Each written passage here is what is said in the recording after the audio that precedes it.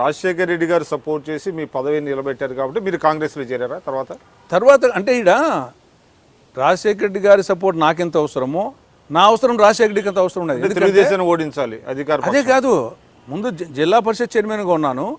ఇక్కడ వచ్చేసి రాష్ట్రంలో కాంగ్రెస్ అధికారంలో లేదు. తర్వాత వచ్చి జిల్లా పులింద నియోజకవర్గంలోనే 3 జెడ్పీటీసీలు తెలియసి ఉన్నారు, 2 మండల్స్ ఉన్నాయి. నియోజకవర్గంలోనే చాలా ఇబ్బంది పడుతున్నారు. ఈరోజు వచ్చేసి రాజశేఖర రెడ్డి ఇలా ఇమేజ్ కానీ ఆ రోజు పరిస్థితి వచ్చేసి నెక్స్ట్ ఎలక్షన్లకు పులిందలో గెలుస్తామా గెలవమా అనే పరిస్థితిలో ఉంది. కాబట్టి పనులు కావడం లేదు.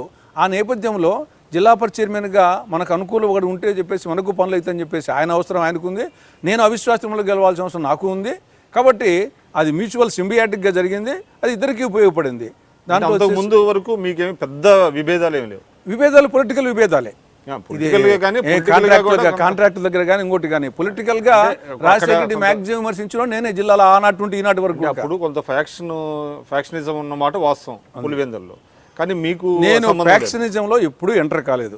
నేను పొలిటికల్గా తారాస్థాయిలో రాజశేఖర రెడ్డిని విమర్శించిన ఉంది, కానీ నా అంత విమర్శించిన వాళ్ళు అప్పులు లేరు, ఇప్పులు లేరు. ఆ రోజు నుంచి ఈ రోజు వరకు కూడా నా స్థాయిలో విమర్శించిన వాళ్ళు ఎవరు లేరు. కానీ నేను వచ్చేసి ఫ్యాక్షన్ రాజకీయాలకి ఎప్పుడు ఎంటర్ కాలేదు. మీరు ఎప్పుడు జాయిన్ అయ్యారు కాంగ్రెస్లో? కాంగ్రెస్కి వచ్చేసి 2004లో రాజశేఖర రెడ్డి గారు 2004లో ఎన్నికలు జరిగాయి కదా, 2003 డిసెంబర్లో అప్పుడు పరిస్థితి ఏముందంటే జిల్లాలో ఈయన పాదయాత్ర చేసిన తర్వాత జిల్లాలో మైసూరారెడ్డి గారు, డిఎల్ రవీంద్రారెడ్డి గారు, శివరామకృష్ణరావు గారు, ఒకరు బద్వేలు, ఒకరు మైదుకూరు, ఒకరు కమలాపురం, వీళ్ళు 3 తెలుగుదేశం పార్టీలోకి చేరుతారనే ఒక వాతావరణము జిల్లాలో ఉంది. ఈ 3 కడప పార్లమెంటు కిందకి వస్తాయి.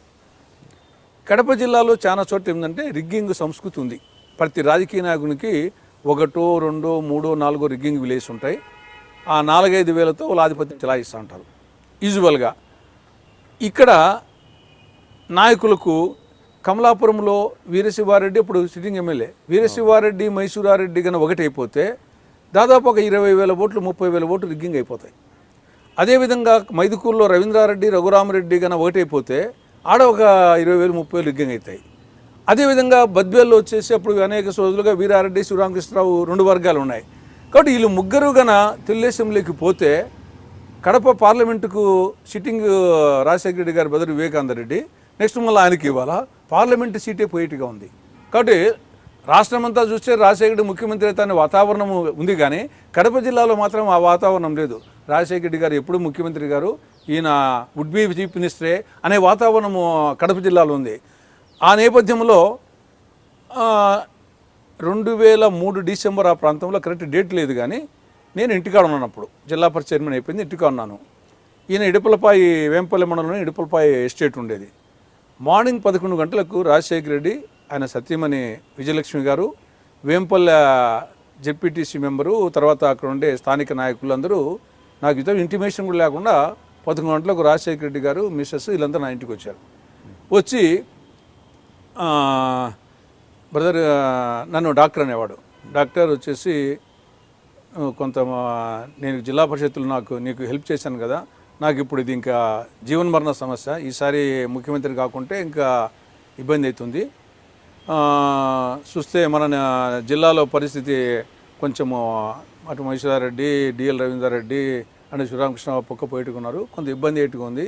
ఈ మూమెంట్లో వాళ్ళకు కొంత స్టేచర్ ఉండే వ్యక్తివి నువ్వు, మాజీ రాజ్యసభ సభ్యునిగా, మాజీ జెడ్పీ చైర్మన్గా నువ్వు ఇప్పుడు కాంగ్రెస్ పార్టీలో చేరితే కొంత ప్రజల్లో ఒక స్టేచర్కు వాళ్ళందరూ స్టేచర్ ఉండేవాళ్ళు కదా, మీరు ఆ స్టేచర్ ఉండేవాళ్ళు, కొంత నాకు ఉపయోగపడుతుంది అని చెప్పడం జరిగింది చేరాలని.